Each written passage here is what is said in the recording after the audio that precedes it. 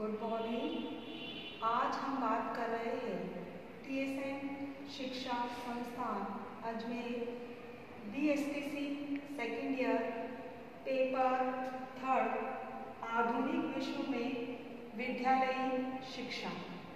इसका unit first चल रहा था जिसमें हम सेकंड प्रक्रिया को देख रहे हैं, राष्ट्र, राज्य, राष्ट्रवाद एवं शिक्षा। इसके अंतर्गत सबसे पहले हम मध्यकाल का गठन देखेंगे। मध्यकाल का जो गठन हुआ था इसमें राजघराने, सम्राट के वर्चस्व,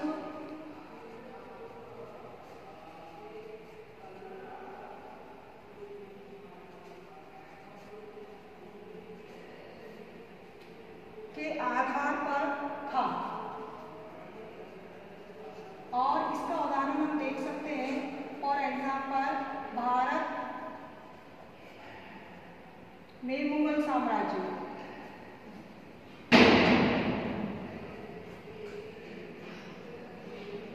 भारत में जो मुगल साम्राज्य था वो सम्राट के वर्चस्व पर आधारित था। इसके अंतर्गत जो राज्य थे वो राजघराने के दबदबे,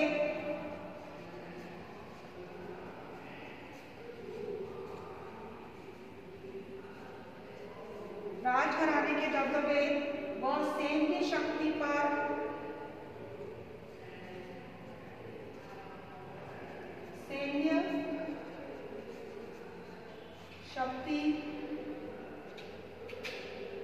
पर आधारित,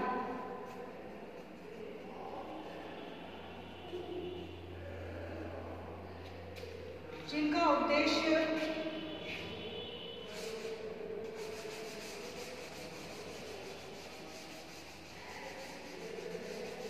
इन राजघरानों का जो उद्देश्य था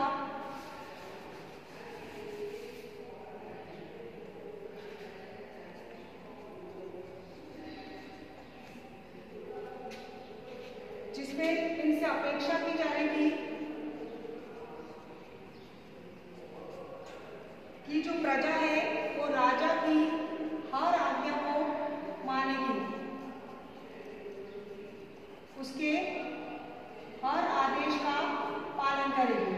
देन सेकंड पॉइंट था, राजा के प्रति वफादार रहेगी।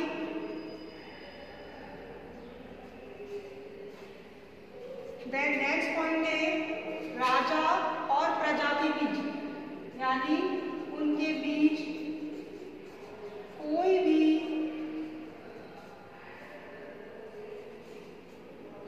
भावनात्मक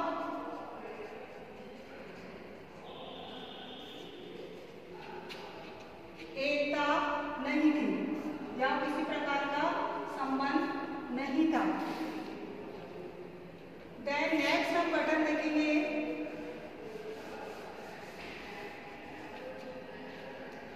आधुनिक राष्ट्र राज्य।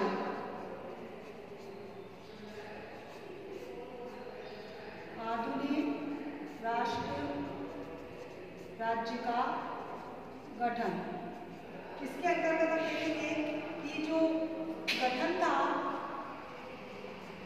उसके अंदर फर्स्ट था नागरिकों की एकता, यानी राष्ट्र और राज्य आधुनिक का बनेगा जब नागरिकों में क्या होगी, एकता होगी। तो नागरिकों की एकता। देन सेकंड था नागरिकों की सक्रिय भागीदारी, यानी नागरिक सक्रिय भागीदारी निभाएंगे तो वहां पर राष्ट्रीय राज्य का गठन अच्छे से हो सकेगा। और थर्ड थी उनकी अपेक्षाओं को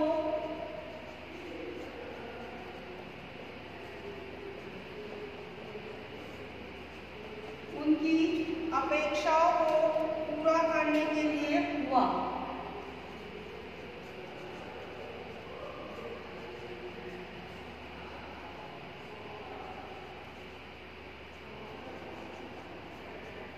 तो आधुनिक राष्ट्र राज्य का गठन हुआ था, नागरिकों की एकता होनी चाहिए, सक्रिय भागीदारी होनी चाहिए और उनकी उपेक्षाओं को पूरा करने के लिए हुआ था।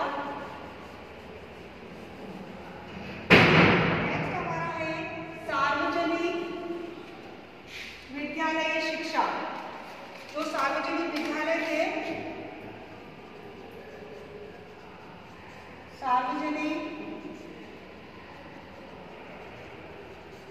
विद्यालय शिक्षा महत्व के अंतर्गत हम देन पॉइंट देखते हैं कि जहां जहां नागरिकों के बीच साझेपन, नागरिकों के बीच साझेपन की भावना जगाना, यानी विद्यालय के अंतर्गत नागरिकों के अंदर आपस में मिलजुल कर साझेपन की भावना जागृत करना था। देन नेक्स्ट है राष्ट्रीय जिम्मेदारियों को निभाना। राष्ट्रीय जिम्मेदारियों को निभाना। देन नेक्स्ट हमारा है एकता को बनाए रखना।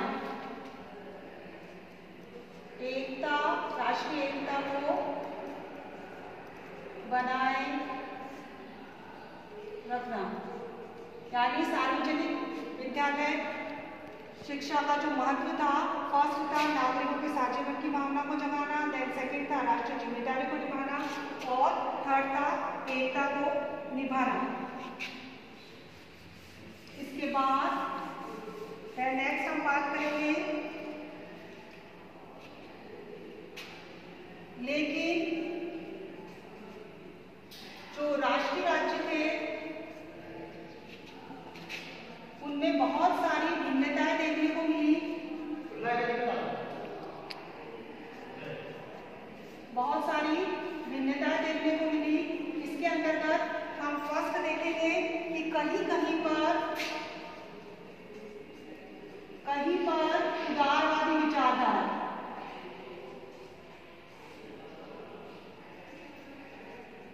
कहीं कहीं पर हमको उदारवादी विचारधारा या अवधारणा देखने को मिली, और कहीं कहीं पर हम देखें तो कहीं कहीं पर हमें कट्टरवादिता देखने को मिली। कहीं पर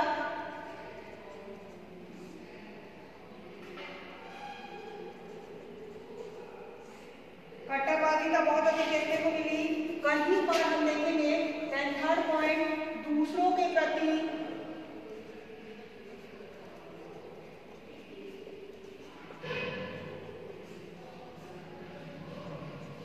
देश की भावना, यानी राष्ट्रवाद कहीं पर तो क्या था, बहुत अधिक उदारवादी था, यानी लोकतंत्र देखने को मिल रहा था, समानता देखने को मिल रही थी। लेकिन कहीं पर क्या देखा गया, बहुत अधिक कट्टरवादिता देखी गई, और कहीं पर दूसरों के प्रति क्या हो रहा था, द्वेष की धारणा विकसित हो रही थी। और इन्हीं भिन्नताओं के कारण सार्वजनिक शिक्षा पर भी इसका प्रभाव देखने को मिला। देन नेक्स्ट हमारा बिंदु है आधुनिक राष्ट्र राज्य का उदय। आधुनिक राष्ट्र राज्य का उदय एंड स्वरूप। इसके अंतर्गत हम देखेंगे कि सबसे पहले 15वीं सदी, और 15वीं सदी के अंदर यूरोप को देखेंगे। 15वीं सदी के अंदर यूरोप के अंदर सबसे पहले जो चीज आई थी वो क्या था, सामंती राज्य था, यानी सामंती व्यवस्था थी, सामंती राज्य था। देन सेकंड इसके अंतर्गत है सीमाएं राजघराने की,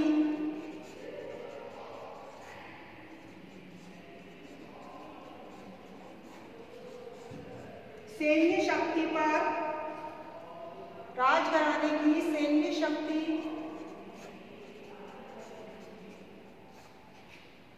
के अनुरूप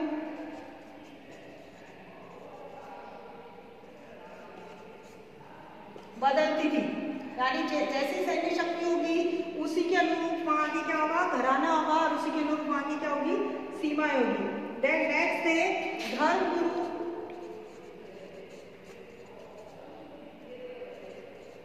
जो उसका पोप हुआ करते थे, धर्म गुरु पोप का वर्चस्व,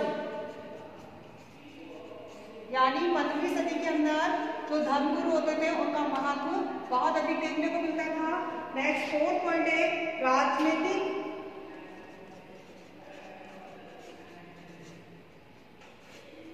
राजनीतिक जो रूप था उसके अंतर्गत राज्यों के पवित्र रोमन साम्राज्य,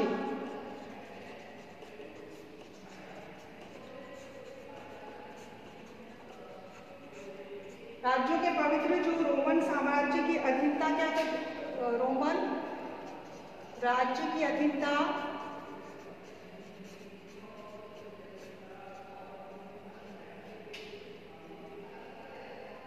रोमन राज्य की अधीनता स्वीकार करनी पड़ती थी। यानी 15वीं सदी के अंदर यूरोप में सामंती राज्य था, सीमा राजघराने की शक्ति के अनुरूप बदलती रहती थी। धर्मगुरु जो पोप हुआ करते थे वो बहुत अधिक अपना वर्चस्व रखते थे, महत्व रखते थे। देन लास्ट पॉइंट था कि राज्यों के पवित्र रोमन राज्य की अधीनता को स्वीकार करना पड़ता था। अब हम देखेंगे 16वीं सदी। 16वीं सदी के अंतर्गत इंग्लैंड को देख रहे हैं। इंग्लैंड के अंतर्गत जो पोप रोमन साम्राज्य से जो पोप थे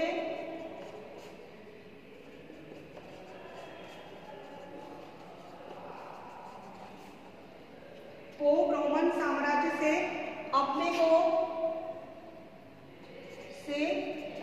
को उन्होंने अलग कर लिया। जो डच भाषा बोलते थे, डच और अंग्रेजी भाषा का प्रयोग करते थे, उन्होंने अपने को अलग कर लिया। और जिन्होंने अपने को अलग किया था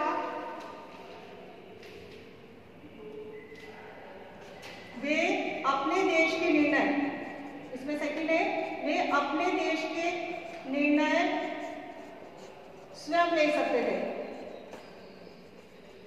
अगर वो रोमन साम्राज्य से ही शामिल रहते तो वो अपने निर्णय नहीं ले सकते थे, लेकिन डच और अंग्रेजी बोलने वाले जो पोप रोमन थे उन्होंने क्या करा कि उनसे अलग हो गए और इस कारण से अपने जो देश के निर्णय ले सकते थे उसको लेने के लिए वो क्या थे, स्वतंत्र थे। अब हम देखेंगे 17वीं सदी। 17वीं सदी के अंदर हमें सीमित लोकतंत्र देखने को मिलता है।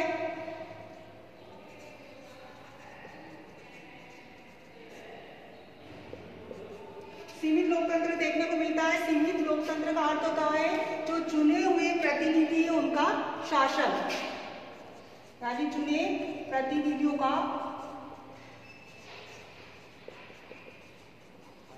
यानी राजघराने के आधार पर शासन नहीं होगा। किसके आधार पर होगा? सीमित लोकतंत्र के अंतर्गत चुने प्रतिनिधियों का शासन। और 17वीं सदी के अंदर अंत तक लोगों के अंदर ये चीज आ चुकी थी, वो लोकतंत्र की बात करने लगे थे।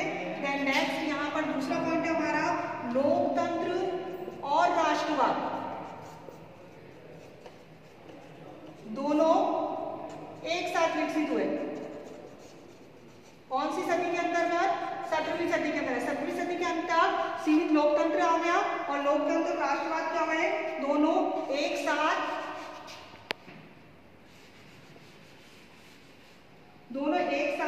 विकसित हो गए। 1789 के अंदर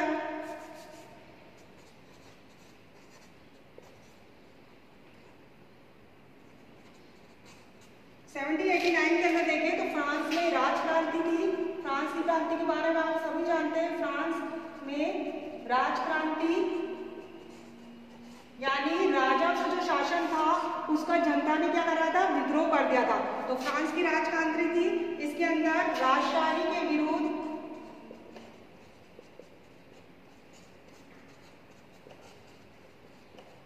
जनता का विद्रोह। देन इसके अंतर्गत हम ये देख सकते सकते हैं कि राष्ट्र का तात्पर्य क्या होता है, राष्ट्र का मीनिंग। तो राष्ट्र के मीनिंग को हम क्या कह सकते हैं कि संगठित और सक्रिय नागरिक। संगठित और जो सक्रिय नागरिक थे, जो बुद्धिजीवी था, वो अपने साझे हितों के लिए साझे हितों के लिए वे साझे हितों के लिए राज्य चलाना चाहते थे। यानी राष्ट्र का अर्थ क्या होगा, संगठित और सक्रिय साझे हितों के लिए राज्य चलाना चाहते थे। और इसके अंतर्गत एक नए राष्ट्रवाद का उदय हुआ 1789 के अंदर। एक नए राष्ट्रवाद का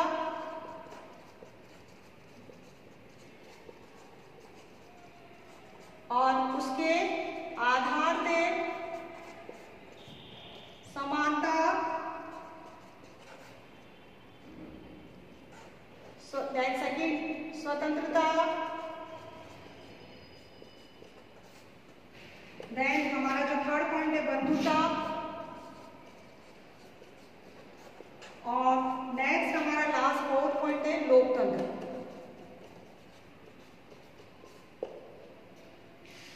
राष्ट्र को स्वतंत्रता और लोकतंत्र के आधार पर भी क्या माना गया, राष्ट्रवाद माना गया।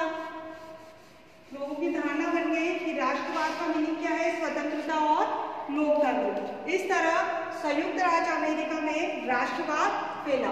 नेक्स्ट हमारा है 1776 ईस्वी। इसके अंतर्गत संयुक्त राज्य अमेरिका में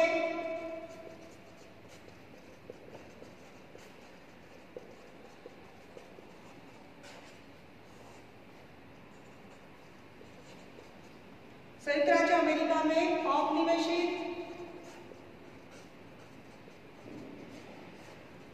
संयुक्त राज्य अमेरिका में औपनिवेशिक शासन के खिलाफ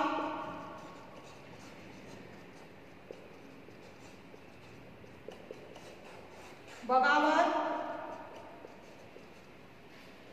करके राष्ट्र राज्य बना। कौन बना था, संयुक्त राज्य अमेरिका। औपनिवेशिक शासन के खिलाफ उसने क्या करी, बगावत करी, और वो क्या बन गया, राष्ट्र राज्य बन गया।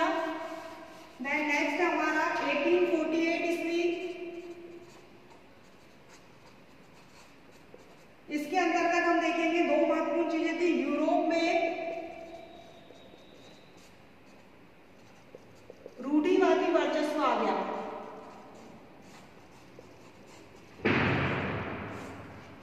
देन नेक्स्ट हमारा राष्ट्र की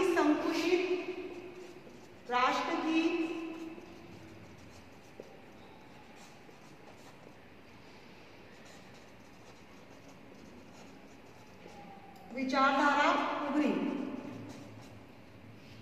देन अब 19वीं सदी के अंत में देखेंगे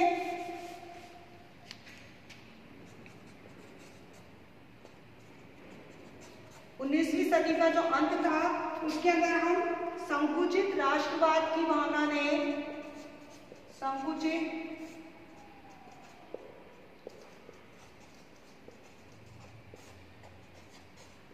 की धारणा ने जड़ पकड़ ली और नेक्स्ट हमारा है राष्ट्रवाद की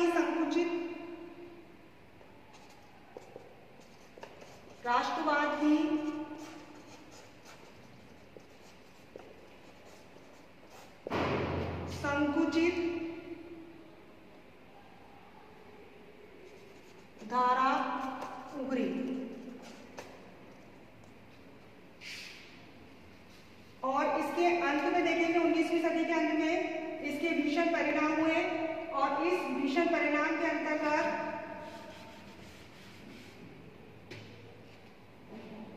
इसके हम परिणाम देखेंगे 19वीं सदी के।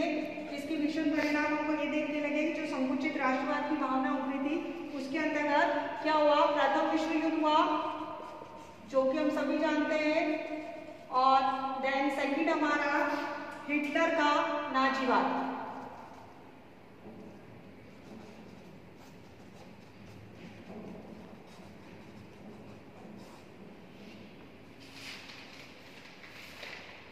हिटलर का नाजीवाद।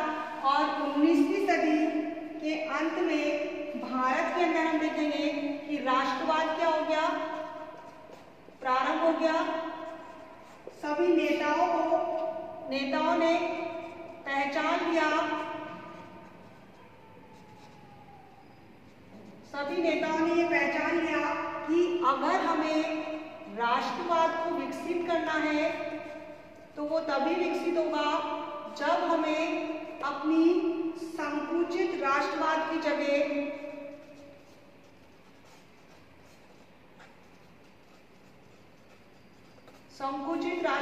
जगह हमें किसको देनी पड़ेगी, उदार राष्ट्रवाद को अपनाना होगा।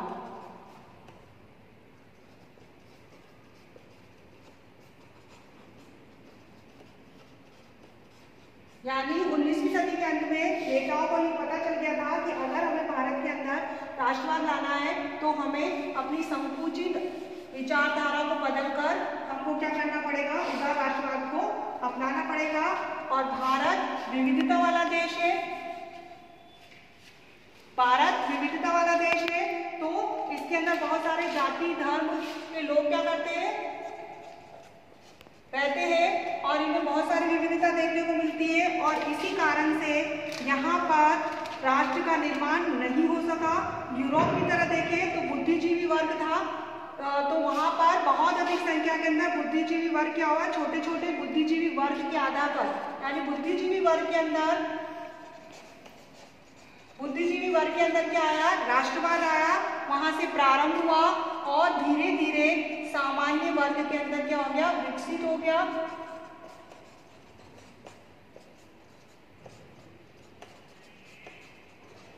और हम देख सकते हैं कि जब हमारे यहाँ लोकतंत्र के आधार पर छोटी छोटी जो रियासतें थी उसको विलय करने की मांग उठने लगी और राष्ट्र बाजार बनाने की मांग उठने लगी। और हम देख सकते हैं कि आजादी के वक्त आंदोलन के अंदर स्वदेशी को क्या करा गया, स्वदेशी माल को लेने के लिए जोर दिया गया और विदेशी जो उत्पादन थे, यानी विदेशी उत्पादन को क्या करना पड़ेगा, उपयोग का उत्पादन का, विदेशी चीजों का बहिष्कार किया गया, जो कि आप सभी जानते हैं।